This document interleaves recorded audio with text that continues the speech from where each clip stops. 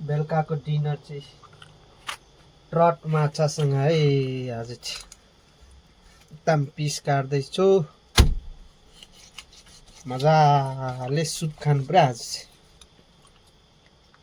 ट्रटको माछा, ट्रट माछा हेर्नुहोस् है, एकदम दामी पिस हेर्नुहोस्, रातो भर्खर लिएर आएको।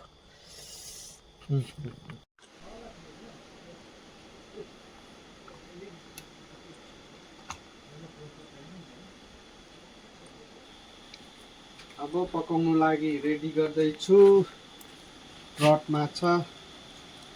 यसो तेल लगाएपछि यहाँ अदुवा लसुन पिनेको, टमाटर प्याज र यहाँ माछा। अब ट्याङ्गै बना लगाए जिरा, त्यहाँदेखि त्यसको बादमा प्याज फ्राई गर्नुपर्छ। अलिक रातो भएपछि त्यसमा लसुन लगाइदिन्छु र प्याज पिनेको लगाइदिए अनि यसलाई हल्का भुन्नुपर्छ। पिना बनाएर खाएर चाहिँ कालो लाग्नु पर्यो। आज त्यतै खाएर लाग्नु। हल्का नुन अनि हल्का अब टमाटर पाक्यो, यसरी मजाले ढुक्काउनु, एकदम खोले पार्नु। ग्रेभी यहीँबाट दामी निस्किन्छ। यसो गऱ्यो, ठक्कै माछाको पिस यसरी लगाइन्छन्।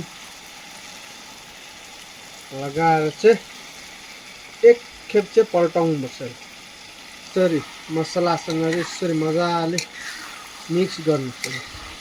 अनि चाहिँ भित्र मसला पस्छ हो, दामी हुन्छ, टेस्टी। यसरी मसलासँग यसरी मिक्स गर्नु, त्यो लसुनको उयोहरू पस्नु पर्यो। अब चलाएर यसरी एकछिन छोड्नुपर्छ।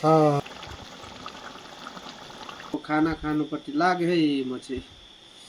ट्रटको माछा आज चाहिँ एकदम जाडो दिन भएर चाहिँ माथि आनन्द छिरिङदेखिबाट ट्रट माछा मगाएर चाहिँ आफै पकाएको आज चाहिँ।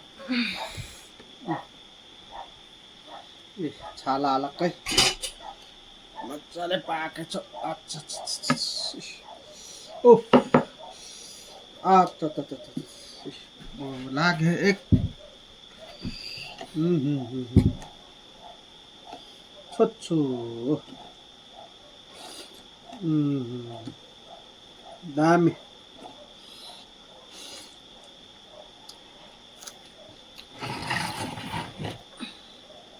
ट्रट माछा चाहिँ जति पकायो ग्रेभी एक सुप खानु नि मजा यसको चाहिँ। मिठो।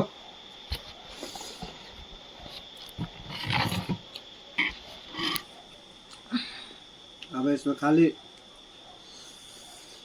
लसुन, अदुवा र प्याज मात्रै र टमाटर, अरू म केही लाउँदिनँ हो।